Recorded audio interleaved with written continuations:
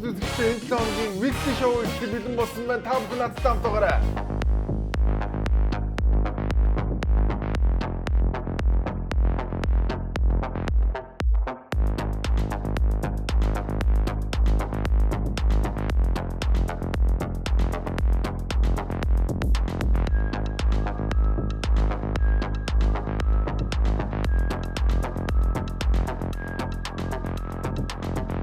Mongolia.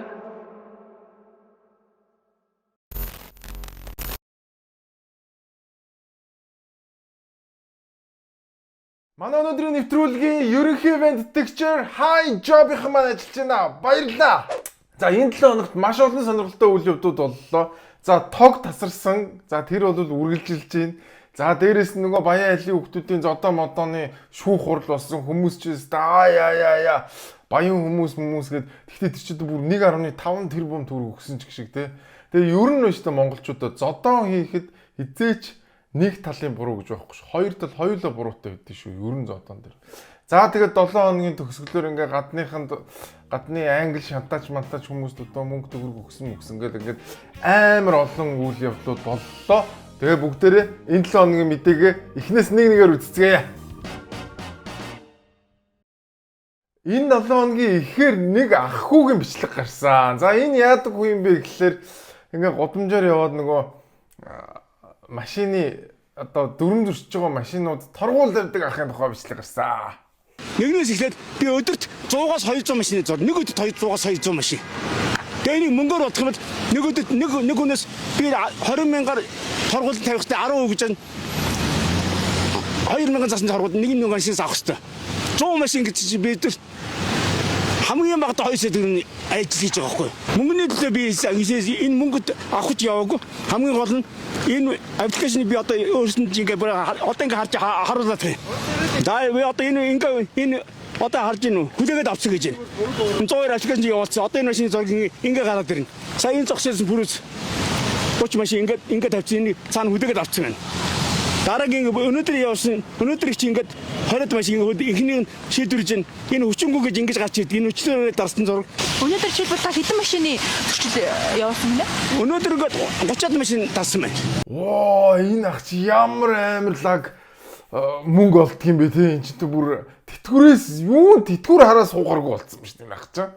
За тэгээд хүмүүс чи энэ бичлэгийг үзэл бууны нохоо өстө нэгнийгээ барьж өгч ингэж хийж мөнгө олдог арайчтай тэгэл.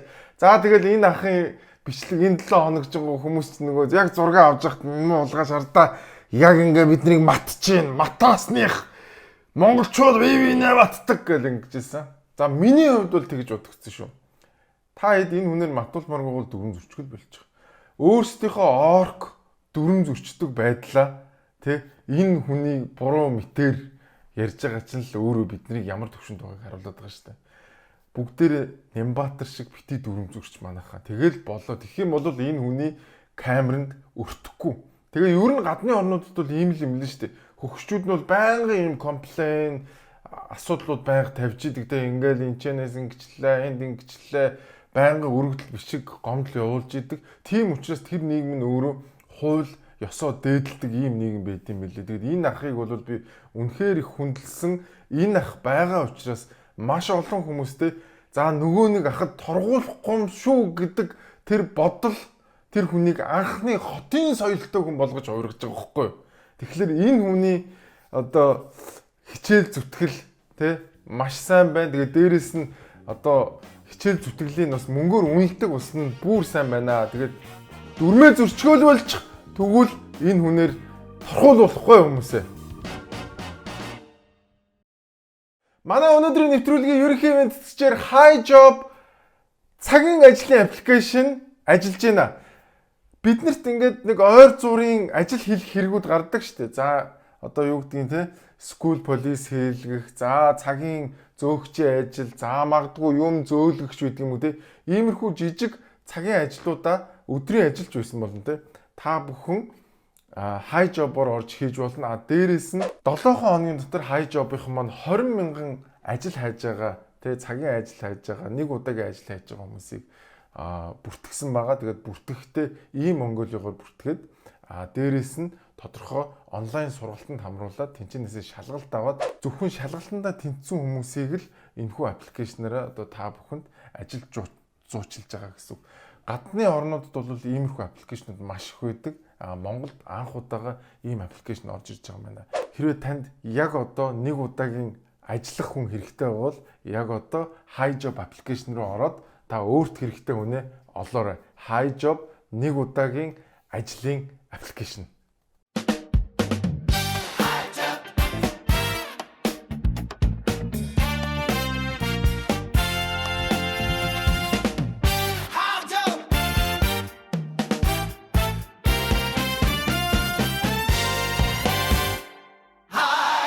Ажиллах шин загвар HiJob.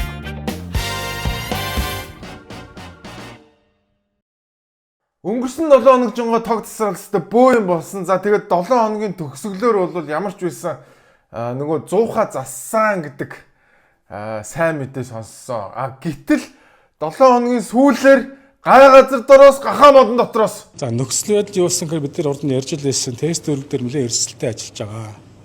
400хан дээр одоо зогсолтод хүрч болцсохгүй юм үлээл гэмтэлтэй ажиллаж байна гэсэн. За өнөө өглөөний авсан мэдээгээр бид нар 100 маань яралдаа зогсоох шаардлагатай болж ирж байна.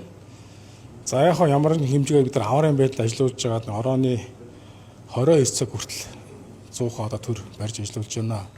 Ингээ үндсэн дөрөвний 22 цагаас 4 дээр 100 зогсохоор юм төлөв байдал үүсчихэд байна. Тэгвэл бас тодорхой хэмжээний хязгаарлалтууд хийгдэхэр байна. 100 ер нь хэдийн хугацаанд зогсох уу? Дахиад хязгаарлалт хийвэл хэдийн хугацаанд хийгдэх вэ? За 100 ч нь бол уулна зогсохгүй явах хэрэгтэй. Хүн тоноглол шүү дээ тий. Гэхдээ энэ маань одоо сүүлийн одоо 3-4 сар зогсолтгүй явсан өндөр параметртэй юм 100 байгаа. За хажуугаар нь одоо тэр тухайн 100-нд хийгдэх хөстө засваруудаас бүр нь хийгдээгүй. Үндсэндээ 70-80% хийгдсэн юм 100 ажилд байгаа одоо манай явж байгаа стандарт үндсэндээ тийм төлөв байдалтай байна. За ингээд дахиад нэг 100 засгаар болсон байна. Яа. Чаачаа дургачстай. Бурхан залбираад ном уншуулад дийсний хэрэг ерөөсөө үнэхээр гарсангүй.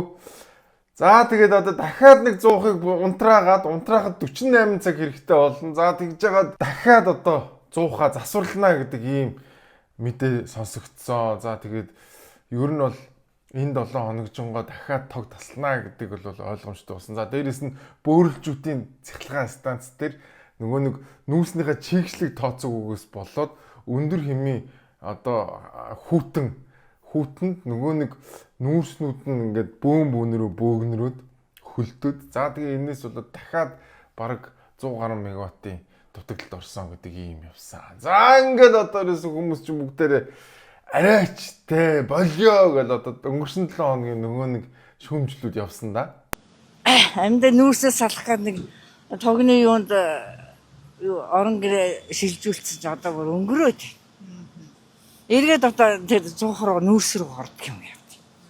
Аргаа марчин даа минийхөө. Тог нэг энтгэд тасарлаа. Шөнийн 0 цагаас өглөөний 3 цаг хүртэл. Ингээ өдөрт 24 цагтаа 3 удаа тасарсан. Ингээд фар маань хэлтлээ. За тэгээд нам даралтай хүн чинь нүүрс хаяг давхад нүүрс авах чинь нүүрс байдгүй. Үнэндээ тогн дасарна. Гэр хүүтэн Тог тасарсаж яаж вэ? нэг заримдаа их утга заримдаа гайвуу 2-3 цагийн дараа ирж байна. Тийм л энэ одоо шиг юу ярих вэ гэж. Хэцүү байг юу. Яг хөөхтэй таасгаад. Одоо өнөөдөр хэд тасрах юм мэдэхгүй. Уржиг дээр шүнчгэл тасарсан. Өдрийн 2-3 л тасарч байна. Энэ найртай бол их л тасарч байна. Танахаас юу нүүсээр халж гинүү, тогоор халж гинүү яа. Манайх нүүрсээр халдаг. За ингээд одоо монголчуудын маань амьдрал бол маш хэцүү болсон. Тэгэл ерөөсөө орой уулганд цахилгаан тасраастай, орой уулганд лаатай тэ бүгдээрээ уц шагаагаастай нэг иймэрхүү байдалтай л болсон. За ингээд ерөнхий сайд эрчим хүчний сайдд үүрэг өгсөн байна. Чойрч сүрэн сайдад 1 сарын хугацаатай үүрэг даалгавар өгч байна. 3 дугаар цахилгаан станц дээр 100 хоногийн хугацаатай үүрэг даалгавар өгч байсан. Нямбатар даргатай хамтарч 5 дугаар цахилгаан станцын асуудлаа ярилт эхлүүл. Баянгийн цахилгаан станцын асуудлаа танилцуул. Бөөрөлжүүдээр тусламж үзүүл. Тог тасарснаас болж иргэдийн аж амьдралд маш хүндэл учруулж байна. 4 дугаар цахилгаан станцын одоо 9 цухнаас ч ингээд 4 креолог яаж юм чинь босдон дээр нүсгүй гэсэн магадлал одоо цагаан сар хүртэл шаардлагатай арга хэмжээнүүдийг ав. Асуудлаа шийдэхгүй бол хариуцлага тооцно. Өнөөдөр сануулж байна.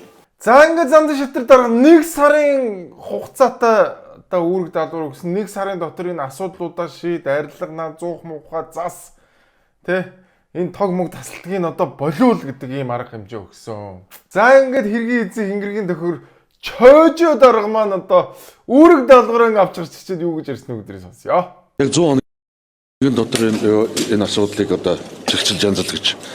Уул нь бөөрөлжүүдийн захиргааны станц дээр яг өнөөдрийн байдлаар одоо яг одоо болж 120 мегаваттаар явж байна. Уул нь 300 мегаваттын хөтөн чадалтай 2 болог ажиллаж байгаа. Бөөрөлжүүдийн захиргааны станц дээр энэ саатал гараагүй бол захиргааны хүчин хүчгээ зарлагдахгүй байна.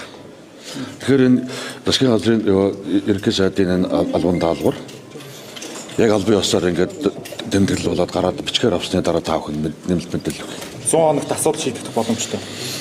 100 хоногт уул нь энэ үйл 2025-аас 2026-ны энэ үеийн оргил ачааллыг бол бид нар бөөрөлжүүдийн захиргааны станц өрөнгөтний чадлаар ажиллаж байсан бол ямар нэгэн хязгаарлалтгүй давна гэсэн ийм л тооцоолттой явсан. Харамсалтай нь энэ хувийн салбарынхныг гойж урьж энэ манай салбарлыг хөрөнгө оруулж чад энэ доголж байгаа үед нь бас янз бүрийн шүүмжилж ярмааргүй өчиг хүчин салбарын сайдын хувьд манай энэ салбар руу жишээлбэл диспетчерийн таваас захиргааны эрчим хүч нийлүүлсэн төлбөрөө авч чадахгүй үгүй юу гэдэг энэ том эрсдлийг хүлээгээд энэ салбарт эрчим хүчний салбарт итгээд өөрийнхөө тэрбум орчим долларыг хийж байгаа хувийн салбарын хөрөнгө оруулагчийг бид нар бол одоо би шүүмжилж чадахгүй юм нэг л. За ингээд цоожо сайд маань одоо ямар ч байсан за одоо 100 хоног сарын хугацаанд одоо энэ асуудлыг арилгах гээд үзэн тэгтээ энэ өнгөрсөн 30 за бүр 1980-аад оноос ахуулаад ингээд энэ асуудал үүсээд явцсан энэ юмнуудыг бол ерөөсөө 1-2 жилийн дотор шийдэх боломжгүй. За доотлол нь 2027 28 оноос бид энэ чадлын дутагдал арилгах боломжтой гэдэг юм ярьсан байгаа. Өмнө нь уг нь энэ нэрхэс нь өмнө за ингээд нэргийн шүү гэдэг ингээд юмдаа бэлтгэлтэй явж исэн мөн шал өөр байхсан байгаа. Өнгөрсөн 10 жилийн турш ардын нам засагласан. Хэрвээ энэ нам бодлого гэж юм байсан бол энэ 10 жилийн хугацаанд аль хэдийн доотлол нь 1 за сайн ярих юм бол 2-3 станц байгуулах боломж байсан. Энийг ашиглаагүй. Ерөөсө гарын салаагаар хамаг төсвийг урсгасан. Идэж уугаал бодож исэн энэ хүмүүс. Энэ одоо гинтийн осол аюул энэ юм ирнэ гэдгийг одоо ерөөсө тооцоолоогүй. Тэгвэл попперсон улс төрчсөн юм яваадс. Тэгээ би зүгээр та саяхны жишээ зөө. 2024 оны өвөл тэ одооноос 2 жилийн өмнө гэсэн үг шүү дээ. Төсөв баталахад яаж баталж ирснийг бүгд харсан. Газраас гаргаж хийх үнэхээр нийгмийн реформын чанартай том төслүүдэд хөдөлгөё гэдэг байдлаар энэ хамтарсан засгийг байгуулсан байгаа. Тэгэхээр эндээс ингээ хараад үзэхээр 2024-өөс 26 оны хооронд 24 суманд шинээр соёлын төв барина гэж оруулсан байгаа. Тэгэхээр энэний нийт зардал нь бол 100 тэрбум төгрөг байгаа байхгүй юу. Тэнгуут одоо шинэ засгийн үед төлөвлөж байгаа эрчим хүчний либералчлахтай холбоотой зардлыг жишээ дийлэнх нь эндээс гаргаад авчиж болж байгаа бид нар.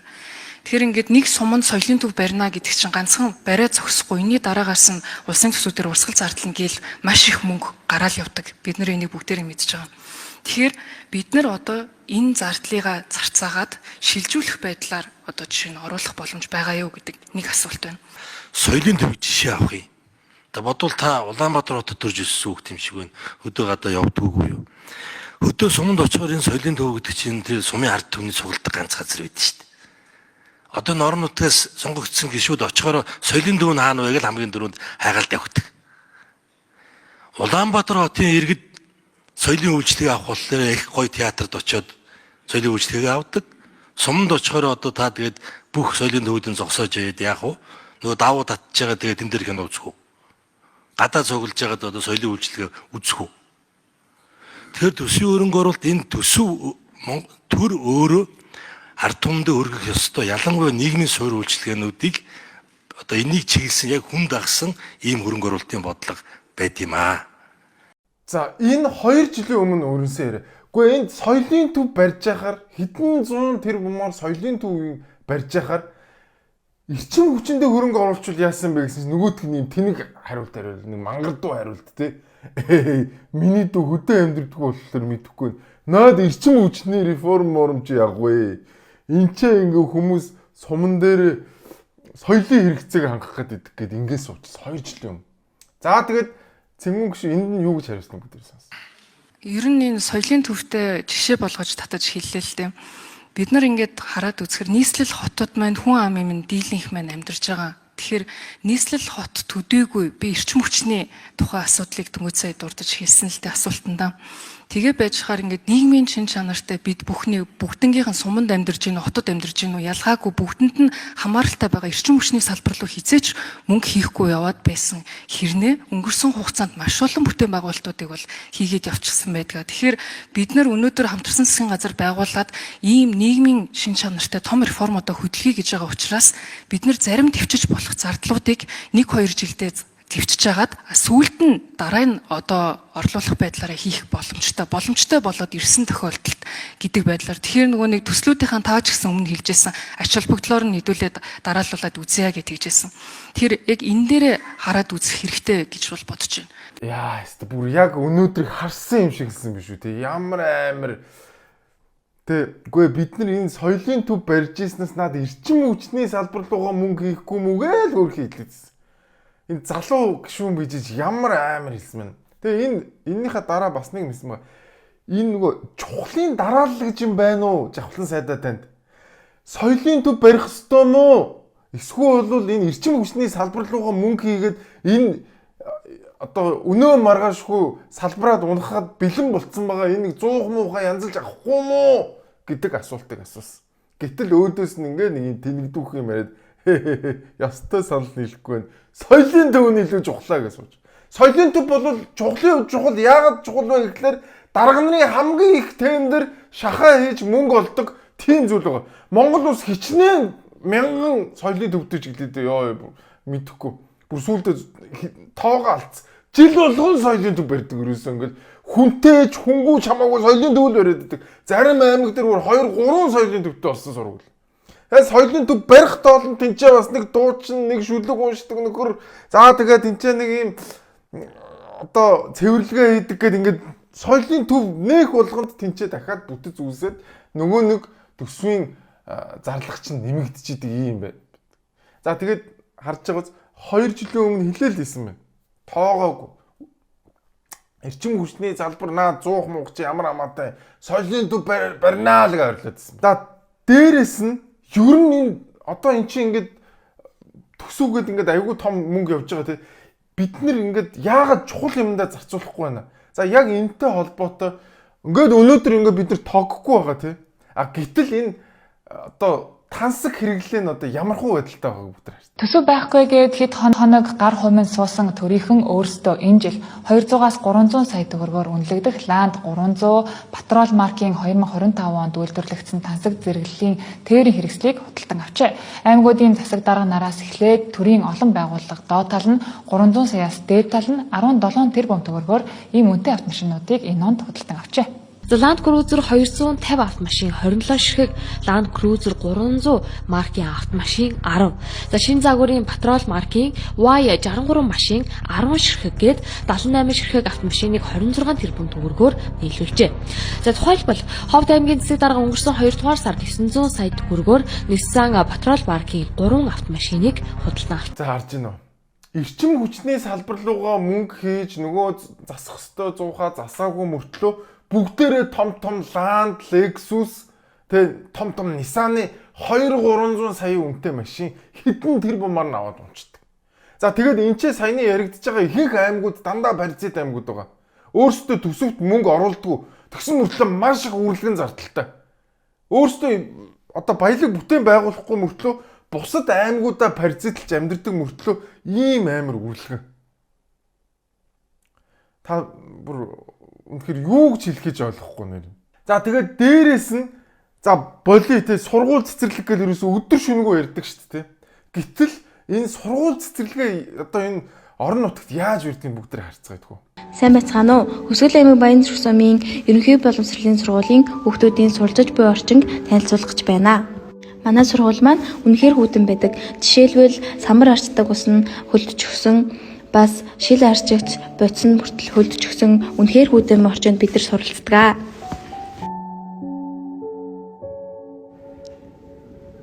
За ингээд энэ манай сургууль дотор ингээд цувралт байна.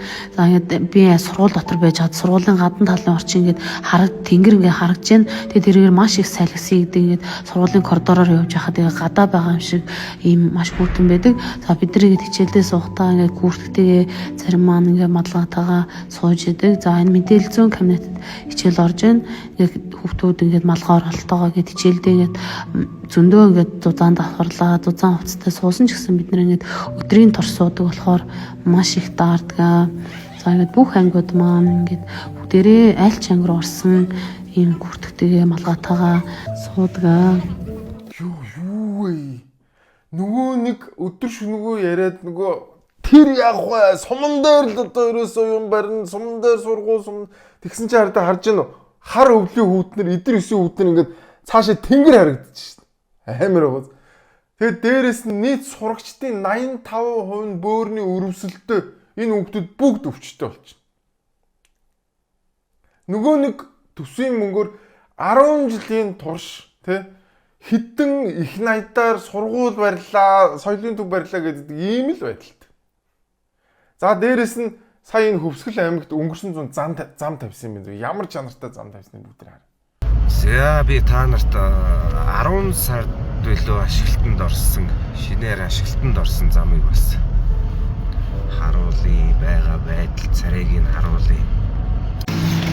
За энэ ч одоо 10 сард ашиглалтанд орсон гэж бодох чинь 11, 12, 1 энэ ч одоо 3, 4 сарын дотор ингээд нөгөө нэг тавьсан гоё шин зам гэдээсэн зам маань үүсчихсэн одоо ингээд хараа.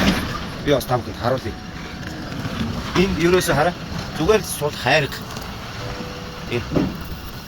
Ингээд үрээд унтсан нөгөө нэг аймгийн тавьсан шин зам гэдэг байгаа.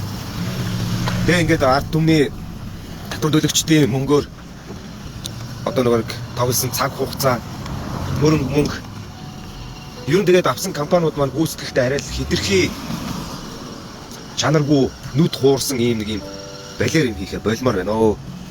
За арайч дээ. 3-4 сарын дотор ингээд үүрээд унцдаг зам гэж би лав мэдэхгүй юм байна. Одоо ингээд захаас үүрээд доотлын нөгөө нэг хуучин зам нь ингээд цуугаад гараад ирцэн.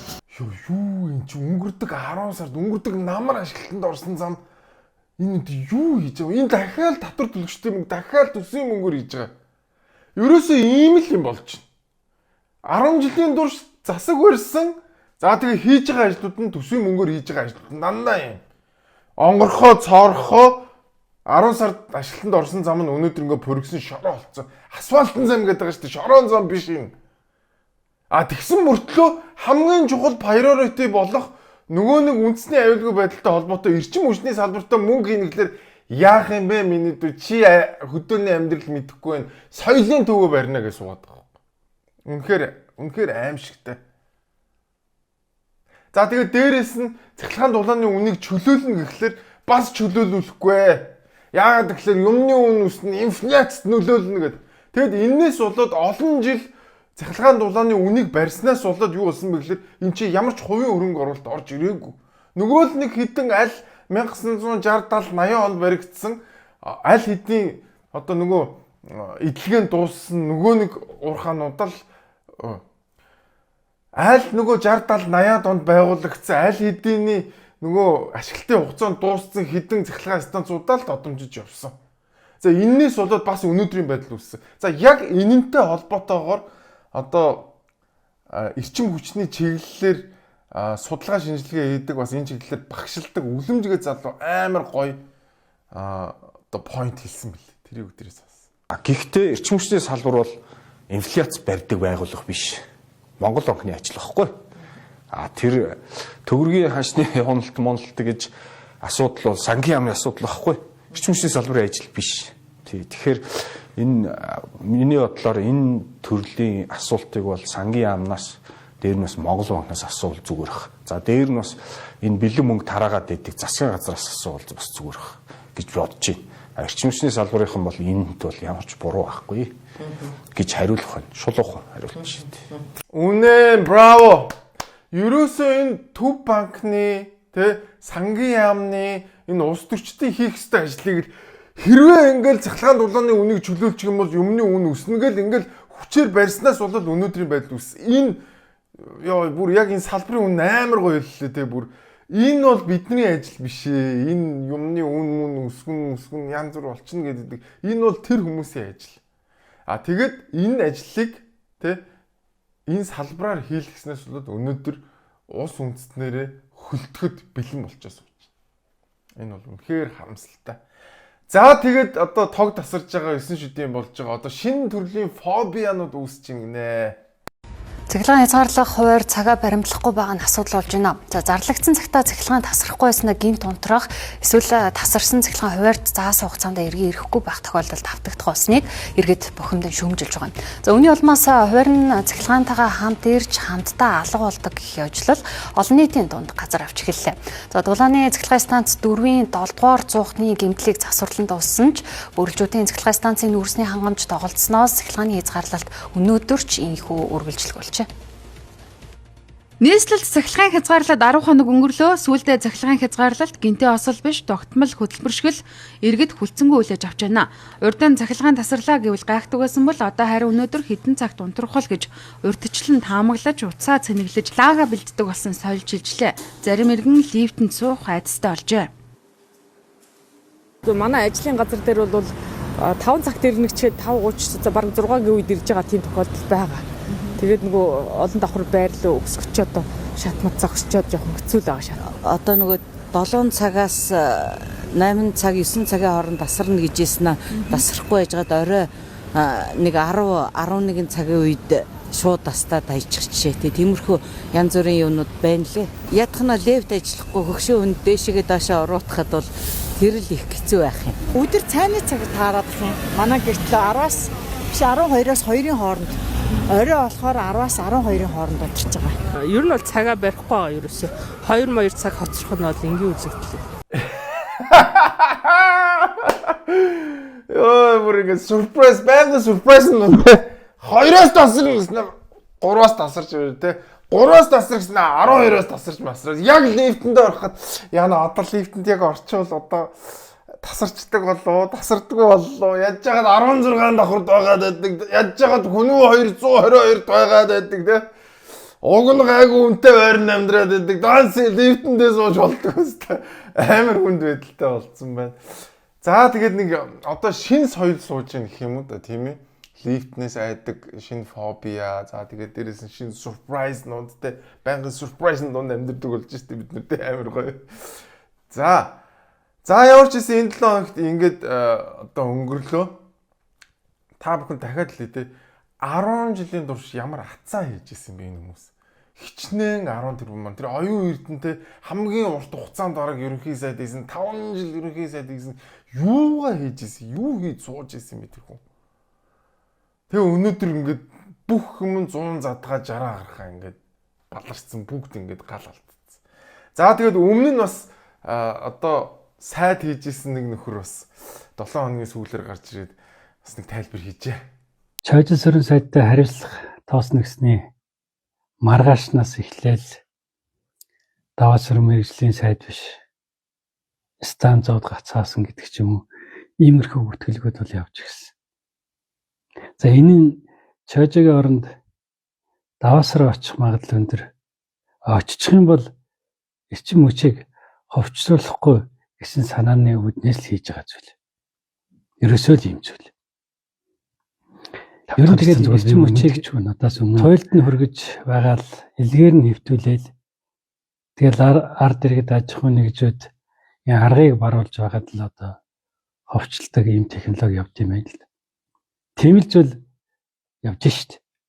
Тэрийг хэлсний төлөө л хамаагүй юмтай холбоол гүтгэл дайраал харлуулах гээл ингээл оролдож ихсэн хэрэгэлтэй. Монгол орны гал голомт станцуудыг хөвчлөнө гэж байгаа бол чадахгүй. Тэрийг бичсэн хэлчихье. Туйлдуулж байгаа хөвчлөнө гэж байгаа бол чадахгүй. Монгол түмэн Монгол орныхоо гал голомттой үлдэх болно. Юу яриад байгаа юм бэ?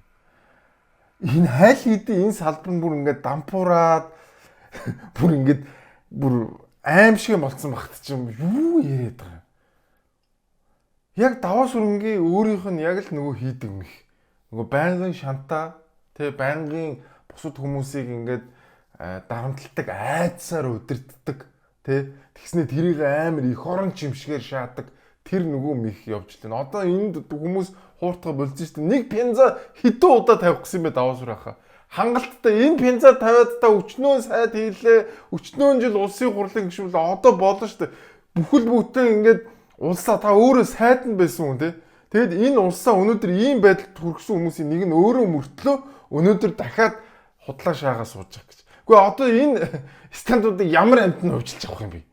Аль хэдийн нөгөө ашиглалтын хугацаанд дууссан бүр додон авахааргүй болсон ийм станцыг ямар амтнд очиж хувьчилж авах вэ? Ямар ч тэнэг очиж хувьчилж авахгүй юу яриад. Үнгүй үгүйч гэсэн хүн авахгүй өчнөө цаана өчнөө 100 тэрбум өртөө болсон ийм компаниудыг ямар тэнэг нь очиж хувьчилж авах юм.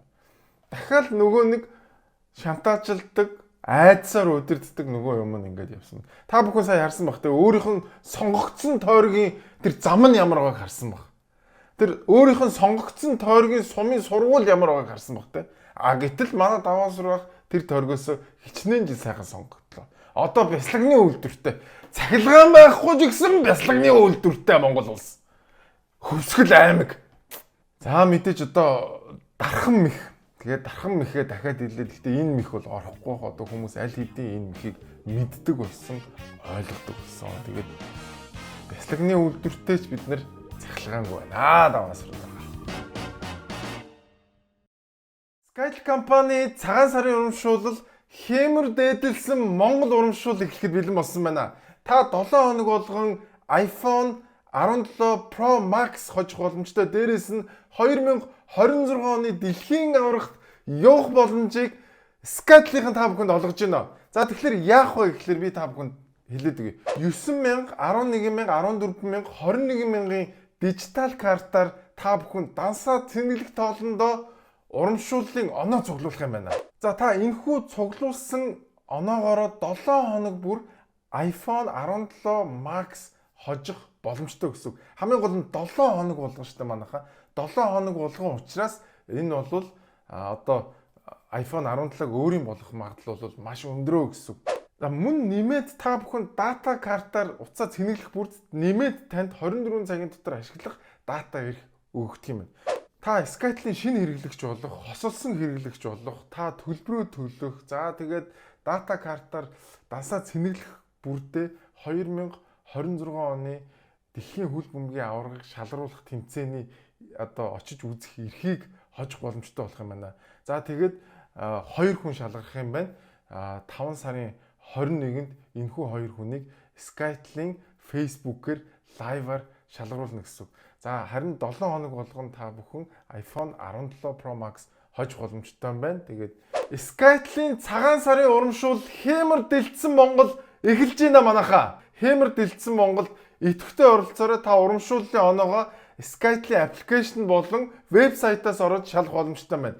Хэмэр дэлдсэн Монгол Skytel-ийн цагаан сарын урамшуул эхэлж байна манайхаа.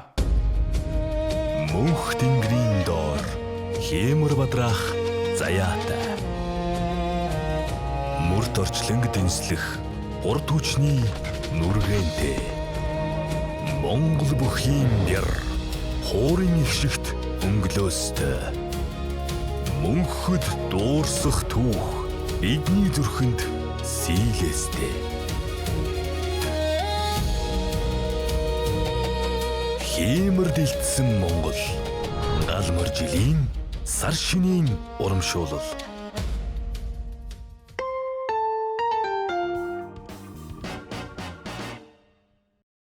За засгийн газрын хуралдаанаас нэгэн шийдвэр гарсан байна. Засааллах үйлдвэрийг барьж байгуулах олон жил одоо яригдсан ажлыг бас бодиттой ажил хэрэг болох үүднээс өнгөрсөн хугацаанд тодорхой ажлуудыг хийж хэрэгжүүлсэн. Тухайлах юм бол одоо техник эдийн засгийн үндэслэлийг боловсруулсан. За энэ одоос засааллах үйлдвэрийн сонгон шалралтыг зохион байгуулах ажлын хэсгийг бас байгуулсан. Дэлхийд одоос тэргүүлэх зис металл үйлдвэрлэлийн чиглэлээс үйл ажиллагаа явуулдаг олон одоос байгууллагуудтай бас холбоо тогтоосон. За энэ одоо зис боловсруулах цогцлбор үйлдвэр баригдсанаар бол Монгол улсын одоо эрдэмтийн баяжуулах үйлдвэрс гарч байгаа зэсийн баяжмлуудыг одоо бүрэн боловсруулж жилдээ одоо 120 мянган тонн одоо цэвэр зэс гаргах ийм одоо үйлдвэр ашиглалтанд орно гэж үзэж байгаа. За ингээд төр маань ямар ч байсан нэг юм зэсайлуулах үйлдвэртэй болох юм шиг. За би үнэхээр айдас хүүд сүрж шүү. Уг нь бол энийг хангалттай хувийн хвшилт хийгээд явчих боломжтой.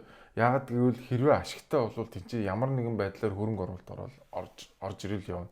За энэ нэг гадны компаниуд яриад байгаа энэ нь бол гүйцэтгэгч компаниуд юм шиг нөгөө захиалга өгөөд мөнгөний өгөөд тэр үйлдвэрийг бариулах. За тэгээд дараа нь дахиад яг нөгөө бусад одоо төслүүдийнхээ адилаар дахиад нөгөө хулгай, дахиад нэг улс төрийн томилгоо, дахиад нэг хүний идлэг уулга ийм юм руу орчих болов. Одоо энэ яриад байгаа эрдэнэт үйлдвэр чи өөрөө ямар аимшигтай байдалтай байгаа бол бүгд мэдчихэж байгаа шүү дээ. Ерөөс ингээд шатандаа ингээд гусдаг, завчдаг гэл эрдэнтийнхээ өөрсдөө ярьж идэм юм л шүү дээ. Тэгэл дахиад нэг одоо юмтай. Өнөр үнэхээр айж байна. Одоо энэ төрийн хийдэг тэр сургуулийн хар тэр замыг хар өмнөх нэвтрүүлгүүдээр юу хийцэн байлаа бүгд мэдчихэж байгаа шүү дээ. Одоо нөгөө нэг амар том төсөлгөл яриад байгаа нөгөө нефтийн үйлдвэрийн харалтаа та нар одоо ингээд юу болоогүй бүтээгүй тэр та нар тархны замыг яаж барьлаа. Ерөөсөө яг л энэ жишээрүүл одоо орно шүү дээ. Энэ цахилгааны дулааны станцууд хичнээн жил яригдаад юу болж байна? Хичнээн одоо олон удаа гүйцэтгэх сонгон шалгаруулагчийг шалгарууллаа та. Тэгээ энэ бол үнэхээр айц үүс дагуулсан мэт. За дээрэс нь бас зөвхөн энэ дээр ч биш зэ. Энэ IT-ийн салбар руу төр маш их хэмжээгээр орж байгаа юм байна. Тэрнтэй холбоотой бас мэдээвсэн. Одоо баруун руугаа хөгжиж байгаа яг энэ улсын захваруудыг харахаар IT-ийн салбар нь дандаа хувийн хвшил хөгжиж байгаа. Одоо тод жишээ нь 2019 онд манайх ийм Монголыг хөгжүүлжсэн. 3 жил бол ковидын үеч байсан 3 жилийн хугацаа. Бид 1.2 сая системтэй хүлээлгэж өгсөн. Жилд 1 тэрбум төгрөгөөр хөгжүүлсэн. 3 жилийн хугацаанд 3.2 тэрбум төгрөг зарцуулсан. Тухайд манайхаа хөгжүүлэхэд маш өндөр үнэтэй хийж байна л гэж хэлсэн. Одоо өнөөдөр ингээ харъя. Шилэн данснаас харахаар ийм Монголын академи 2022 онд байгуулагдсан. Өнөөдөр сүүлийн 3 жилийн орлого зардлыг ингээ хараад үзэхэд 34 төгрөг зарцуулсан. Хувийн хвшлэр хийх болохоор мөнгөгүй гэдэг. Төр хийх болохоор хэдэн намчт нь ороод намд одоо улсын хурлын сонгуульд явсан хүмүүсүүд нь алтан тушаалын шагнал авч тэнд очдог. Нэг нөгөө бодит үнэн шүү дээ. Одоо энийг ярих цаг болсон. Одоо болио ингэж болий ханлаа. 10 жилийн дараа би 50 өрнө. Би 50 үрчээд ийм байдалтай явж сумааргүй. Залхаж чинь ингэж юм бас. За энэ манай нийслэл дээр бол энэ бүр хавтгаарсан заяа. За тэгээд ингээд ерөөсө бүх одоо яам за тэгэл газар те ингээд одоо нийгмийн даатгал матгалаас хөсөлгөд бүгд доороо IT-ийн нэг юмтай болцсон. За тэгэл энэ чинь бас маш их хэмжээний мөнгө. Та нар сонсож байгаа хувийн хвшилт багтаа 1 тэрбумаар хийгдчихсэн ийм Монголио өнөөдөр төрд очиод 10 дахин зардал нүссэн юм шүү дээ. Тэгээ би энэс л айгаад байгаа байхгүй юу? Энэс л айгаад байгаа монголчуудаа. Одоо ингээд нэг цахилгаан станц барина гэдэг яг энэний нохоон замаар орно. За одоо нөгөө зэсийн үйлдвэр барина гэдэг яг энэ нохоон замаар орно. Ерөөсөө тийч идлэг уулгын л хүмүүс л одоо ерөөсөө нүд нь ингээд мөнгө эргэлдэл яваад ороод байгаа. Тэгээ энэ салбар бол одоо өнөөдөр энэ IT гэдэг энэ салбар бол маш их төрийн оролцоотой болсон үнэхээр ялзарсан салбар болж эхэлж байгаа шүү. Одоо энэ төртэй холбоотой амар олон аппликейшнуудыг хэдэн зуун саяар хийгээд одоо ерөөсөө хэрэглээгүй маш их олон төрлийн аппликейшнуд байд юм л. За ийм учраас л би айгаад байна гэж хэлээд байгаа шүү манайхаа. Тэгээд төр барих биш уг нь хувийн хвшил хангалттай хэрвээ ашигтай болвол тэр салбар руу ороод явна. Ашиггүй бол заавал төр хийгээд ч хэрэггүй шүү дээ ер нь тийм. За энэ 7 хоногт Ховд аймгийн иргэдийн төлөөлөгчтэй хурлын даргатай холбоотой нэгэн сенсац бас явсан байна. За тэгээ бүгд тэр гарцсан. Баяр болоо. Тэр баттуур гэсэн бусад иргэдээ одоо тэр нэг хөөрхөн шагналсан биедээ бүсгүүчүүд байлээ шүү дээ. Чиглэлээс нь төлөвлөж байгаа. Тэ? Одоо яваа тэ? Тэргүүтээ. За тэгэхээр энэ бүсгүүчүүдээс би нутгийнхаа энэ төлөвлөж байгаа мянган сумын сайхан адаа буурлууд энэ арга хэрэглээс болоод би энэ улсуудаас бусдангаас нь чин сэтгэлээсээ өөжж хүсэж байна. Нутгийнхаа арга түмнийг бухимдуулсандаа би өөжж хүсэж байна гэдэг эр хүн шиг нуруу бүхийгөө өөжж гуйчаач. За тийм ээ үнэн ба зөв намынхаа очоод нөгөө нэг манай Отгонбаатар за Шинжээ 10 ингээл хүмүүс очоод чи өстө ховдын ард түмнөөс уучлалтгүй гэл ингээ хажууд нь очиж суудсан те. За тэгэл ингээ шаардлага өргөлөл. Тэгээд нөгөөт нь юм ч аимхай энэ нөгөөдөл ингээл дээр зүгээр шууд хөөгөл гаргаачтай. Шууд цагдаа дуудал хөөгөл гаргалт наадлага тийм үстэй. За тэгээд нөгөөдөлий чинь одоо уучлалтгүй гэснийхэн зоргоороос уучлалтгүйжээ нөгөө юм маань. Тэгээд та бүхэн яг тэр бүхэн орныхаа төлөө тэмцэж байгаа. Одоо ард иргэдээс ардны ёсоор ууч хүсэж байна. За бас хүний ёсоор хүн За нэг юм болоо юм болсон байна. За энэ юу болсон бэ гэхээр халзан бүрэгдээ ордтой холбоотойгоор чи одоо иргэдээс уучлахгүй гэдэг асуудал байсан. За тэгээд одоо сүүлийн үед энэ эх оронч гээд ийм хүмүүс одоо энэ тэнд очиж те ийм шантаж хийдэг, дарамт үүсгдэг ийм бол маш их өргөн дэлгэр болчиход байгаа. За тэгээ өмнө нь бас яг энэ Шинжээ Харавдан гэдэг хүн бас шантаж маягийн юм хийх гээд очихт нь Сүхбаатарын аймгийн засаг дарга яаж хүлээж авч ирсэн бүгд тэрийг харсан. өөрсдөө орж хулгай эцэл авсан байна шүү дээ. Таараа шүү дээ. Орж цаг нараа яриад зарчмаа танилцуулаад хүний өөрөөр тамиртаа шиг юу юм? Юу юм аа нарийн бичиг юу юм гэдэг та нарийн бичиг юу юм? Гач. Тэнгуүн авширч. Таараа товчихгүй цаас аваад дээрс бичиг үү? Товчт минь хандж байна. Хэлтүүгээ хэлж дараа гацаа. Таараа манай ангиас хамгаа болохгүй за хүн дутаагүй. Яг хангах хэрэгтэй заа. За ажлаа хүн шиг хиймээрэл гэж хэлээ да. Битээ хоц. За зүгээр. Чамшиг муу дөөрчнөр би чог хийх заа. Ажлаа хүн шиг яг хоц чамаа заалахгүй. За тийм л адаж байгаа юм. Чамаас илүү Монгол хайртай. Чи тийм Монгол хайртай юм бол очоод гараад манай бодлоо хөвөг төчгсөн. Тийм сайн юм. Ёо, шууд гар гэдэг хөөгд гарсан. Яг ингээ гарах хэрэгтэй байхгүй. Ер нь бол цагдаагийн газраас хэлжсэнсийг санагдаж байна. Энэ янз бүрийн эх орны нэртэй босоо хөвтэй ийм янз бүрийн төрийн бас байгууллагууд бол шантаж хийдэг. За энээсээ болоод зарим нэг гişүүд нь хүртэл ял авч ирсэн тохиол байдаг. За тэгээд ийм хүмүүстэй бол яг харьцах ёстой журмаар харьцсан байна. За тэгээд энэ сүүлийн үед одоо Үнэнбаа зөв намын энэ Отгонбаатар гэдэг залуу байгаа. Сүүлийн үед бол маш их оронч болсон. За тэгээд нэг бүх зүйлийн тэмцэгч гэдэг шиг юм болчиход байгаа. Ерөөсөө юу ч болж исэн тэмцэжлээдэг. Тэ? Оюун эрдэнэ ингээл одоо огцрлоо гэсэн чиглэл оюун эрднийг огцруулахгүй гэж тэмцээд байгаа шүү дээ. Манай хамгийн гол нь. За нөгөө нэг мүү шилтэй ихч. За нөгөө муу цэцэг юм батагаа нийлцэн нөгөө нэг хідэн залуучууд руугаа манай Отгонбаатар маань дайрцсан явчихсан. За ингээл өмнө нь одоо янз бүрийн бас асуудлууд дээр ерөөсөө ингээл ямар ч асуудал гарч ирсэн ингээл ерөөсөө бүх зүйлийн тэмцэгч гэдэг нэг юм хүн одоо болчиход байгаа. Уг нь бол би бол энэ залууг айгүй хүндэлдэг байсан. Гэхдээ би одоо яагаад ийм хүнийг дэмждэг байсан болоо гэж би бүр үнэхээр бодоход хүрч байгаа шүү. За тэгээ энэ хүнтэй холбоотой бас мэдээ Тэнгэр телевизээр авсан байна. За тэрээр энэ бүх чигсаал тэмцлүүдийг үнэгүй хийгээгүй нь лавтай. За энэ ч түүний хөрөнгө оруулгын мэдүүлгээс харагдана. За үндсэндээ 4 жилийн дотор 554 саяар үнэлэгдэх орон сууц барилга байгууламжтай болжээ. За угаарч зогсохгүй 48 саяар үнэлэгдэх мал аж ахуйтай байсан бол энэ нь 149 сая болж 100 саяар нэмэгдэжээ. За 27 саяын авлагатай байсан бол 557 саяын авлагатай болсон байна. Ийхүү их орон ард түмэн ярьж тэмцдэг Отгонбаатарын орлого цөм өсжээ. За түүний нэр дээр байгаа орон сууц барилга байгууламж болон авлага хоёрыг нийлүүлэхэд л энэ үхэнд тэрбумд авч байна. Одоо хуучин бол төрөөс төрсөн тэрбумтан өдр гэдээ ярьдаг ус одоо жагсаалаас тэрбумтнууд төрдөг болсон шүү дээ. Тэр нөхдүүдээс одоо ер нь татвар авъя. Тэгээ одоо тэр хоом илүүлье. Манайс болохоор хоом бөглөөл нэг л их яваад байдаг. Нөхөр болохоор нэг ард түмний нэр барайл тэрбумтан болцсон суугаад байдаг тэр. Одоо татварыг авъя.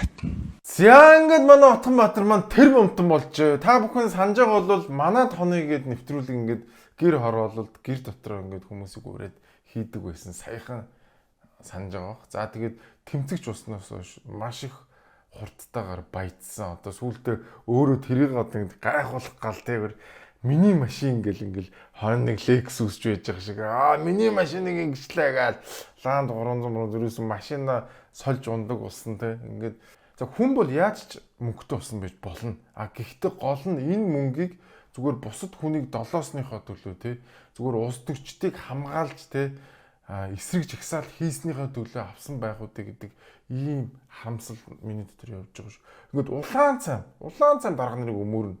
Оюун эрдэнэ бүр улаан цайм өмөрсөн шүү дээ. Бүр аюулгүй муухай бүр үнэхээр сэжиг гоожмор байсан шүү тэр бол. За тэгэл нэг л мөнгөтэй хүн болсон. Одоо сүүлд тэр нэг үнэн ба зөв намын юу гэсэн чи пөөст хамаг л үнэтэй машин яаж тийм амар их мөнгөтэй бүүм. За тэгээд энэ одоо хулх их оронч гэж байгаа, хөлсний их оронч гэж байгаа тийм энэ хүмүүсийн талаар бас мэдээ авсан байна. Бадарчин явсан газар балагтай гэж эрт цагт ярьдаг байсан бол идүүгээ тэмцэгчд жагсан газар төлбөртэй гэж ойлгогдохоор болжээ. Их оронч нэртэй тэмцэгчд элдв бүлгэм хөдөлгөөнийхэн Монголын эдийн засгийг сүүлийн 20 жилийн хугацаанд хэрхэн хорлож ирснийг хоёр талд мэдээлэл харьцуулан дүгнэж ялгаж салгаж ойлгох чадвартай хэсэг нь хэдийн мэддэг болсон. Учир нь их орны нэр барьсан тэмцэгчдийн технологи энэ хэдэн жилд огт өөрчлөгдсөнгүй. Дадал сурсан ганц Дархан Михаил жалга болгонд очиж давтаж хийсээр яваг баг нуурын захилгаан станц, Эгийн голын явсан захилгаан станц, оюутлахаа төсөл, Дорнод говийн Улаанбаатарын ураны ордыг эсэргүүцсэн үйлдэл нэг бүрээс тодорхой харагдана.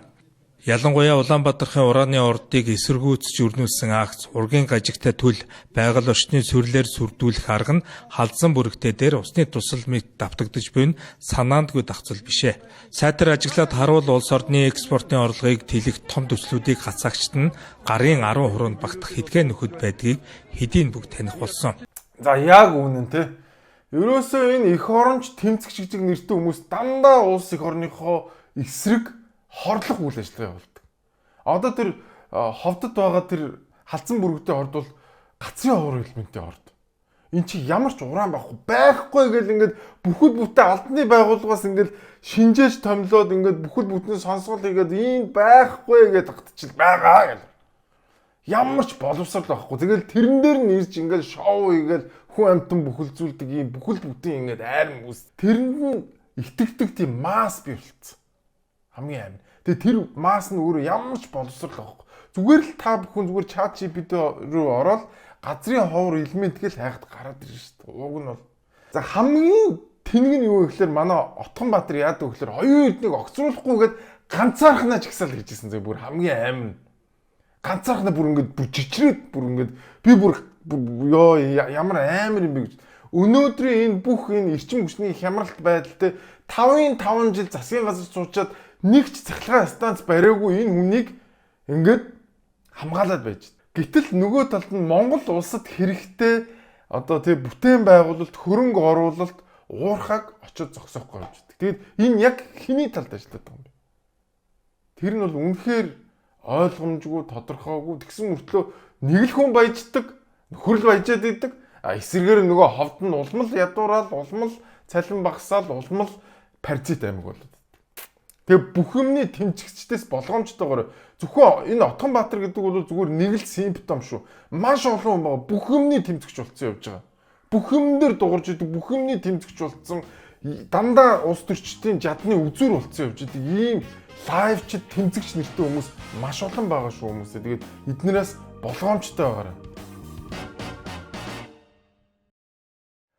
Өнөөдөр Алдарт Столичныгийнхан манай өнөөдрийн нэвтрүүлгийн хамтран ажиллагчаар ажиллаж байна. За та бүхэнд нэгэн зүйлийг бас сануулж хэлмээр байна. Одоо цагаансруулах гээд хүмүүс бүгдээрээ эдэнэ дээжээ энэ тэндээс хаагаад худалдаа авалтыг явьж байгаа. Хоёр зүйлийг би та бүхэнд анхааруулмаар байна. Нэгдүгürt энэ акц. Энэ акц яадаг вэ гэхээр энэ бараа бүтээгдэхүүн албан ёсоор Монголд импортлогдож орж ирсэн үгүй гэдгийг одоо мэдхэд хамгийн чухал зүйл. За яг энэ акцны дээр байгаа энэ QR кодыг баримтаар уншуулах юм бол хаанаас ямар гарал үүсрэлтэй хизээ яаж орж ирсэн одоо бүтээгдэхүүн бэ гэдгийг харж байгаа. За хоёрдугаарт энэ холограм байгаа. Энэ өөрөө яг энэ бүтээгдэхүүн албан ёсны эрхтэйгээр ямар байгууллагаар орж ирж байгаа юм бэ гэдгийг харуулдаг. Одоо энэ жишээлбэл Zebra гэдэг холограм наагдсан байна тий. Тэгэхээр энэ хоёр зүйлийг харж та бүхэн эдний дижээ сонгороо тэгээ удахгүй цагаансар болох гэж байна. Та бүхэн золгохдоо за тэгээд ширээн дээрээ хамгийн чанартай, хамгийн найдвартай тэгээд албан ёсны эрхтэй орж ирж байгаа тэрхүү брэндүүдийг одоо ширээн дээрээ эдний диж болгон одоо зарлаарай. Тэгээд өнөөдрийн хамтран ажиллагч Столичная байлаа. Баярлалаа. Нийслэл жишээлбэл Улаанбаатар хотоос санаачлаад сүүн дархлаа гэдэг аяныг энэ 7 хоногоос явуулж эхэлсэн байна. За тэгээд юу болсныг өдөр харцгаая. Тэг хөргөр татгалаад эндээсээ одоо хүүхдтэй өглөө эрэнгүүтээ анги удирдсан багш нар нь одоо энэ аппликейшн уншуулаад шууд эндээс хүүхдийн тоогоор сүүгээ авчна. Тэгэнгүүт энд автоматар камер байгаа учраас тэр өдөр хэдэн хүүхэд суусан уугаагүй гэдэг юм бүх юм ингээ автоматар гарчиж байгаа. За ингээд өшөө нөгөө талаас ингээд 6-аас дээш ангийн хүүхдүүдэд өөрсдөө шууд нөгөө CUJS ч юм уу дэлгүүрээс сүү худалдаж авахгүйгээр үйлдвэрийн үнээр нь энд сүү тавиад өгч байгаа. За тэгэнгүүт хүүхдүүд өөрсдөө энэ сүүгээ авч явах боломжийг нээж өгч байгаа гэсэн үг. Тийм. Тийм автомат. Энэ бүр ийм болцоо. Нөгөө лактозны асуудал. Сүүний бас хэд мэдрэгшилтэй улсууд байгаа шүү дээ. Тэрнгээр ялгачих юм. Тог захилгаан байхгүй сүү байгаа биднэрт гэдэг л ийм л аяа явчлаа. Ямар их мөнгөтэй юм бэ те. Үнэхээр сагж юм. За тэгээд энэ сүүн дархлаа гэдэг энэхүү одоо аян гэх юм уу? Ер нь бол энэ бол хавтгаруулсан халамжийн нэг хэлбэр шүү дээ. Хүүхдүүдэд те ингээд сүү аваачиж өгч байгаа. Яг ингээд сонсоход бол аюу гоё заяа. Нэрээ тийштэй хүүхдүүд сүү эрэхтэй өстой ингээл өгөөл хайрлаа л та ингээл аюу гоё гэдэг.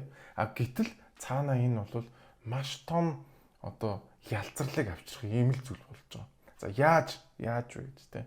Нэгдүгээр 8.9 тэрбум төгрөгөөр энэхүү хөтөлбөрийг явуулж байгаа. Нэгээс 5 дугаар ангийн хүүхдүүд 7 хоногт 3 удаа нэг өдөр нь аав ээж нь 1350 төгрөг чөлөө даагаад тэгээд ер нь шүү дээ манайхан боддоо хүүхдтэй сүү авч өгч ер нь төрийн үүрэг юм уу? Нямбаатрын үүрэг юм уу? Миний үүрэг үү? Энэ хүүхдийг бид хүрсэн биз дээ. Тэгэнгүүт хүмүүс өөдөөс нэг тийм тэнийг юм ярьж байгаа. Үгүй эдгээр мөнгөө идчихснээс хүүхдүүд сүү өгөөд явж исэн дэргэнэ. Үгүй эдгээр танаа хүүхдүүд сүү өгж байгаагаараа чамайг давхар худалдаж авч байгаа гэдгийг ер нь чи ойлгож байна уу? Дэлхийн бусад оронд сүү өгж байгаад болсон ийм тохиолдол үүдэг. Энэ бол Маргарет Тэтчер гэдэг эмэгтэй байдаг те. За энэ хүнийг төмөр хадагтай гэж хэлэх болсон хамгийн гол шалтгаан тэр нөгөө хүүхдийн сүүг болиулсан байт. Тэгэд бүр сүүний хулгайч гэдэг нь ирсэн. Тэтчер яагаад энийг болиулсан гэж энэ бол хавтгаарсан халамжийн нэг хэсэг энэ нөгөө үрлэгэн данхар төрийн чинь хамгийн том симптом чинь энэ сүү байсан бохоггүй тухайд. Тэгээ яасан Англи улс тэ нүүрснийхээ тортогт бариулсан, нүүрсний уурхадаа бариулсан, социализмдаа итгэгдсэн. Эдийн засаг нь тэ уналтанд орцсон. Тэгсэн мөртлөө хүүхдүүдтэй сүү өгдөг ийм л тэнэг системтэй байсан. Энэ хүүхдүүдэд нь сүү өгөх үүрэг бол эцгийн үүрэг. Харин эсвэргээр би эцэгчүүдийн сүү авах хэмжээний ажилтаа болгоно гэдэг ийм л юм байсан. А гэтэл манай Улаанбаатар хот өнөөдөр юу хийж байгаа гэхэлэр эцэгхийн тултлан татварлчаад тэгээд хүүхдүүдэд нь сүү өгнө гэдэг ийм тэнийг юм явж байгаа юм. За бүгдээр сонсъё те. Ер нь ямар татвартай байгаа юм бэ? Хүүе Нямбатар энэ Улаанбаатар хоттой ганцаараа амьдрий гэдэг юм уу? Яа гэдэг юм бэ? Йоо бүр нэрэн сая машины татвараа ингээд төллөө. Тэгсэн чинь 560 мянга болсон байна. Нэг машины татвар 2026 он. Тэгснээ өөртөө юу ч болоогүй юм шиг 70% нэмэгдсэн гэж байгаа байхгүй юу? Яг үнэндээ би түрүү жил 160 мянгаыг төлсөн. Тэгж яах 560-аас 160 мянгагийн хооронд 70% зүрх байна. Үгүй шүү. Бүгд бүтэн 3 гаруй дахин ингэж нэмэгдсэн байна. Йоо нэр хүмүүс үнэхээр сайхан амьдраад энэ татваруудыг дааж чадаад байгаа бол үнэхээр хамаа алга. Наа татвар чинь үнэхээр сүгдүүлж юм. Бид нар нэр зээлнээс зээлний хооронд, өрнөөс өрний хооронд амьдарч байна. Арай л гэж нэр идэх хоолтой амьдарч байна. Өмсөх хувцас авч өмсч чадахгүй байна. Бүр нэр яа гээд байгаа юм бэ? Энэ тэгээ татварын газар руу н ороод хэлсэн чинь бид нар мэдгүй тэр засаг даргын тамгын газар ч гинөө юу ч гинөө шал өөр тийшээ ингээ гүлэг төөрүүлж байгаа юм шиг хэлж байгаа байхгүй. Тэгээ татварын нууц руу залгаа гомдол гарах гэсэн чинь тэр нас ингээ гүлэг төөрүүлж байгаа юм шиг. Ерөөсөө авахгүй. Одоо тэгээ яах вэ? Яаж амьдрах вэ? Ард түмнээ ингээд шуулахынхаа оронд сайхан амьдруулыг дэлхийн жишгт хөл нийцүүлж амьдруулыг сэтгэлтэй. Нэгмүүд тэнэг пиццагийн шүн зүүдэлсэн зүүднээс өглөө сэрээ шийдвэр гардаг ийм улсын орн гэж юу байсан бэ? Улсын бодлого тогтвортой ээжээж л хөгжиж дэвшин нэстэй ямар муухай өөдгүй юм бэ нэр. Бүр үнэхээр амар стрессчлээ. Бидний татварыг бүр ингээд бүр хэд дахин нэмсэн шүү. Хуваар ерөөсөө нэмээгүй. Дандаа дахин хотын татвар 2 дахин нэмэгдсэн. Нэг хөв байж байгаа 2-оор болсон. Дээрэс нь энэ машины татвар, зам ашигсны татвар бүгдээрээ 5-6 дахин нэмэгдсэн. Тэгсэн мөртлөө чамааг хүүхд чинь сүү өгнө гэдэг ийм балай тэнийг юм явж байгаа. Тэгэд 8.9 тэрбум төгрөгчтэй манайхаа. За дээрээс нь дахиад бонд гаргасан. 500 тэрбум долларын бонд гаргасан өнгөрсөн жил. Энэ жил дахиад гаргана гэж байна. Дахиад бонд гаргана гэсэн. Уучлаарай, би үл эсэргүүцэж байна. Эхний бондынхон захиран зарцуулалтын тайлангуудаа аудитор оруулаад хянан баталгаажуул. Нэгдүгээр, хоёрдугаар тэрийг төрийн аудитаас гаргана. Гуравдагч этгээдийн хөндлөнгийн байгууллагын өөр этгээдүүдийн аудитор шалгуулах хэрэгтэй. Нөгөө талаас гадаадаас татж авсан бонд дээр бол гадны аудит орно. Тэр аудитын тайланд дүгнэлтүүд гараад энэ бондууд яг зөв юм уу, буруу юм уу, ямар алдаа гарсан. Тэр алдааг нь хэн хариуцах юм? Ямар нэг хөдөлбөр тавигдах юм? Хэн төлөх юм? Тухайн албан тушаалтаа өөрөө төлөх юм уу? Тэр албан тушаалтыг ажилуулсны төлөө төр татвар үндэстний мөнгөөр дахиад хөгжлийн багтуулж байгаа нэртэйгээр хогсон дээр нөлөө нэмж хохирох гэдэг юм уу? Энэ бүх юм тодорхой болсны дараа нэмэлтээр 270 тэрбумын бонд ярих хэрэгтэй. Гэхдээ үнэхээр мөнгө хэрэгтэй болгоод бонд гаргаад байгаа мөнгө гэхэлэр үгүй юм шүү. Тинчээ хитэн тэр бомбоор хүүхдэд сүү мөнгө өгöd тах шүү. Би бол зүгээр нэг шийдэл байна манайхаа. Энэ хүүхдэд сүү өгж байгаа оронд энэ амар өндөр нэмсэн татвараа багасгачих. Татвараа багасгачих юм бол хүмүүс хүүхдүүдтэй хангалттай сүү аваад өгчнө. Тэгээ битээ энэ хүмүүсийн тэр хүүхдийнхээ өмнө хүлээсэн тэр хариуцлагыг өмнөөс нь булааж аваач. Тэ ингээд нөгөө ийм бүх юмаа тижээлэгдэг, тэтгдэг, тэтгүүлдэг тэ. Тэгээ хүүхдтэй сүүж авч өгөх чадваргүй ийм иргэдтэй болох юм уу? Тэ бүх юмын Нямбатар амруу хийж өгдөг ийм тижээврүүдийн хот болох юм уу? Энэ Улаанбаатар хот гэдэг чинь үнэхээр утгаа алдчихжээ нэр. Сүүлдээ баг энэ нөгөө данхар төрөөсөө ч илүү том данхар хоттой болсон юм шүү дээ манай Улаанбаатар хот маань. Энэ бол байж болохгүй шүү хүмүүсээ. Сонсохдохдоо их гой сонсогдноо. Харин энэний цааталт нөгөө хамаг лалрын хулгай бүх юм эннийхээ цаанд нууж байгаа шүү. За дээрэс нь Улаанбаатар хот дангаараа томроогүй дүүргүүд бас данхаасан байна. Улсын нутгийн захиргаа буюу энэ дүүрэг хороо маань өөрөө одоо хэвтэй удирдлага буюу нутгийн удирдлага, босоо удирдлага бол төрийн удирдлага хоцруулах байтал одоо зүгээр л төрийн удирдлага болсон. Ер нь ерөнхий сайд хэн байна? Тэрийг хамаараад 21 аймгийн засаг дарга, нийслэлийн засаг дарга хэн байна? Дүүргийн засаг дарга, тэгээд хорон засаг дарга нар юу шууд томилогддог. Улбаалаад доотлийнхаа хэсгийн аслагч нарыг томилдог буюу энэ өөрөө 4 жилийн турш төрийн нэрийн өмнөөс сонгуульд ажилдаг сонгуулийн машин болцсон. Тэгэхээр энийг задлах хэрэгтэй, энийг өөрчлөх хэрэгтэй, энийг тодорхой хэмжээнд нь одоо юу гэдэг оруулах хэрэгтэй. Тэгэд иргэд янз янзын төвшөндөө саналуудаа өгөөд тодорхой хэмжээний асуудлыг шийдэгддэггүй.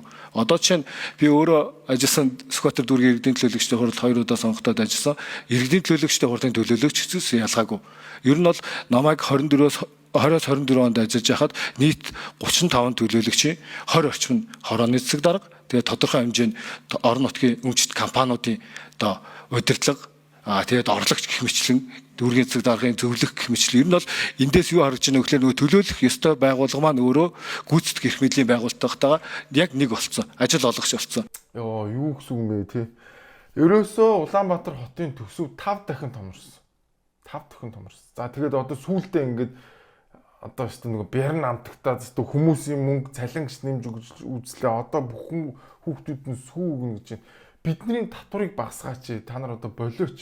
Би нэр үнэхээр болооч гэж хэлмээр. Битүү идлэг уулгын Улаанбаатар дүүрэг те энэ нийслэл дүүргүүд бол зүгээр л идлэг уулгын талбар болцсон шүү хүмүүсээ. Биднээс авсан энэ татварынхаа мөнгөөр зүгээр л идж уудаг л ийм л газар болсон шүү.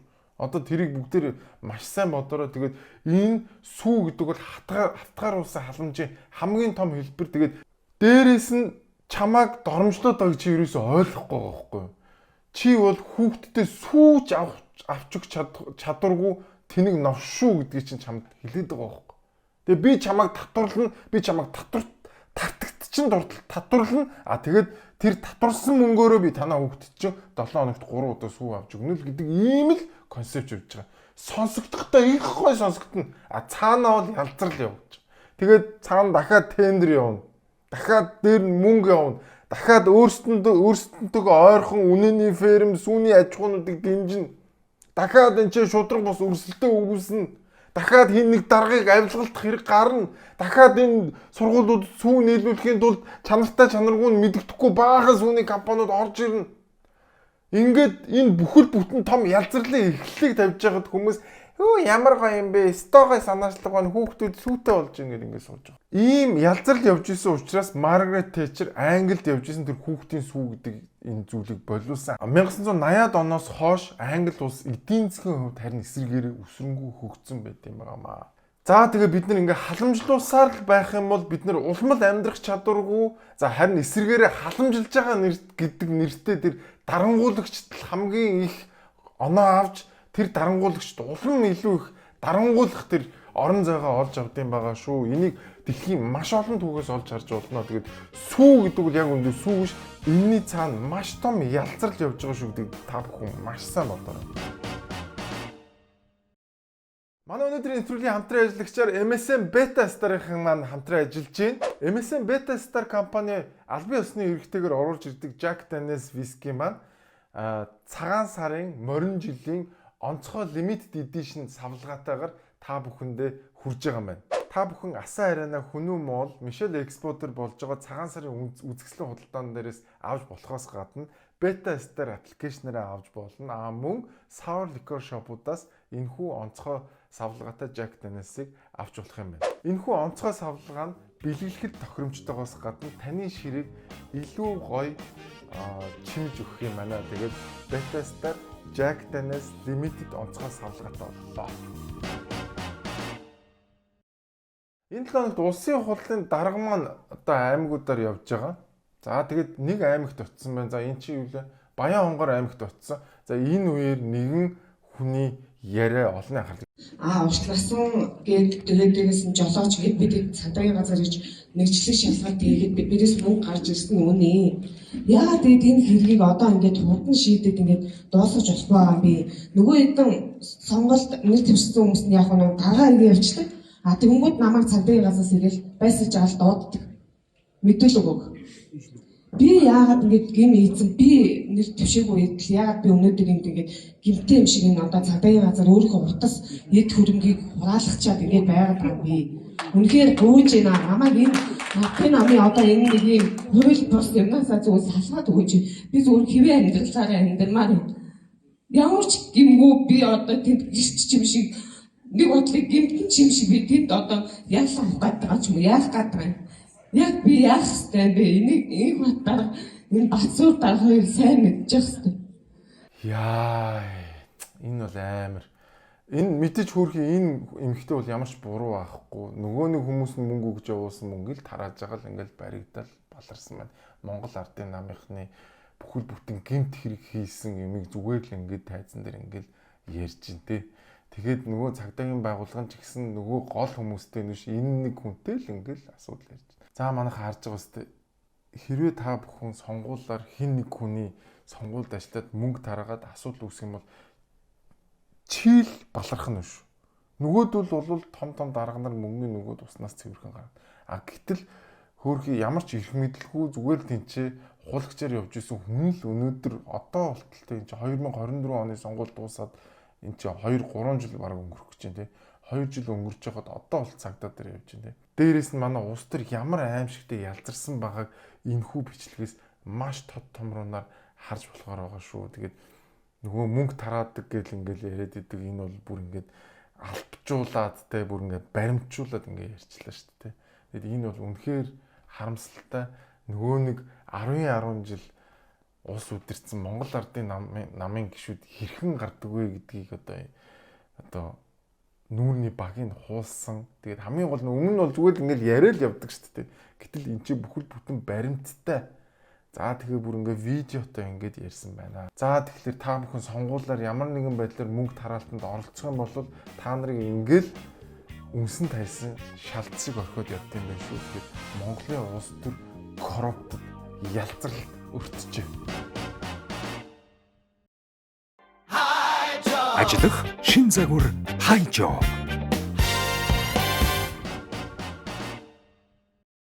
Энэ 7 хоногийн гэгээлэг мэдээ эхлэхэд бэлэн болсон байна. Бүгд хамтдаа үзцгээе. Өндөр наснда гэртээ суухын оронд хөдөлмөрлөж орлого олохыг хүссэн тэтгэврт гарсан ахмадууд нэгдэн цэцэрлэг нэртэй буусны цех байгуулж анхны захиалгаа авч гэлжээ.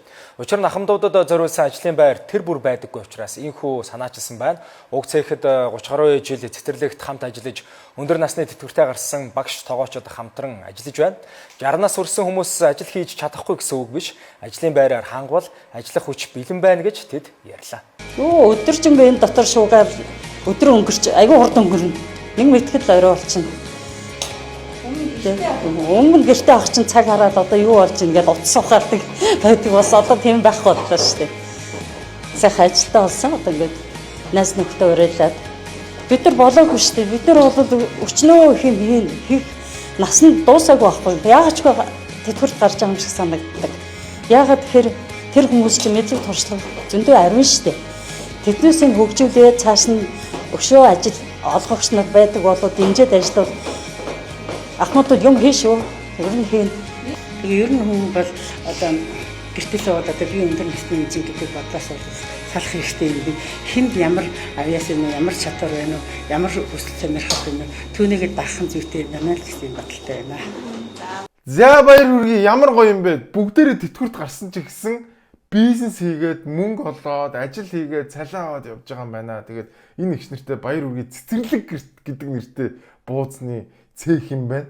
За тэгээд мэдээ цэцэрлэгт ажиллаж исэн хүмүүс одоо тоогоочийг хийж байгаа юм шиг байна. Тэгээд бүгдээрэнд нь дахин баяр үргээ. Ер нь ингээд манайх чи аягүй эрт тэтгэврт гарчдаг шүү дээ. Тэгээд тэрнээс хоошоо ингээд ажил хийх тэгээ мөнгө олох маш их шаардлагатай. Дээрээс нь тэтгэврийн мөнгө бол амьдралд хааж хүрдгүү те. Тэгээд маш олон одоо ахмадууд маань те тэтгэврт гарсан хүмүүс маань ингээд бизнес эрхлэх те за тэгээ ажил хийх амьдрал ахуйгаа дээшлүүлэх боломж байдгийн байх шүү гэдгийг энэ ихчнэрээс одоо харж болох хаа. Тэгээд за энэ ихчнэр маань үнэхээр гой бууз хийдэм байна. Тэгээд хэдийгээр тэтгэврт гарсан ч гэсэн бизнес хийгээд мөнгө олоод те одоо энэ одоо зах зээлдээ өөрсдийн гэсэн нүүр царайтай өнгө төрхтэй болоод ингээд явж байгаа энэ ихчнэртэй дахин баяр хүргье. Цэцэрлэг бууцны цех. За ингээд энэ 7 хоногийн weekly show үүгээр өндөрлж надтай хамт байсан та бүхэндээ маш их баярлалаа. Энэ 7 хоногт маш олон зүйл болсон. Бүгдийг нь оруулах гээд үнэхээр нурших гээд байсан учраас бас чадсангүй шүү. Та бүхнээс хүлцэл өчөө. За тэгээ манайхаа бүгдээр маш сайн бодоорой. Төр гар хүрсэн, төр халамжилсан тий тэр салбар болгон дампуурж ундаг, тэр улс болгон мөхдөө шүү. Халамжлуулаад чи сүүнийхээ мөнгийг аваад ингээд хамгал юма төрөөр хийлгээд тий зэсийн үйлдвэрээ бариулаад цахилгаанаа төрөөр хулаад сүүлдээ ингээд цахилгаанчгүй юучгүй сүүчгүй болоод дуустдаг шүү хүмүүсээ. Тэрийг маш сайн бодоорой. Тэгээ бас нэг юм байна. Энэ хуурамч их оронч нэртэй бас нэг юм байна. Энэ хуурамч их оронч нэртэй дүлзэнгүүдээс болгоомжтой байгаарай. Наадвал чин хувьдаа л ашиг юм. Та нарт ямар ч ашиг байхгүй. Эсрэгээр их орноо хорлоо таардсан шүү. Өнөөдрийн Монголын бас ийм тэгээ тартагтаа тулцсан байгаа байдалд нөлөө үзүүлсэн хүмүүс бол үеийн эх орончид, үеийн популистууд шүү. Нөгөө Ганбаатар, нөгөө Даваасүрэн. Тэгээ одоо шинэ үеийн ийм популистууд нь гарч ирчихэд дахиад эх орноо хорлох гээд ингээ явж байна. Тийм учраас бид нар энийг маш сайн ойлгох юм бол Монгол улс маань хөгжих бол маш амархан байна. За дараагийн 7 хоногт үзэгчтэй зэрэгтэлтэй Улаанбаатар хоттой weekly show-га хийн. Тэгээд та бүхэн хүрэлцэн ирээрээ дараагийн 7 хоногт эргээ уулзцгаая. Амраас weekly show-да баярлалаа. Банны өрөөнөөс та бүхэнд хүргэлээ.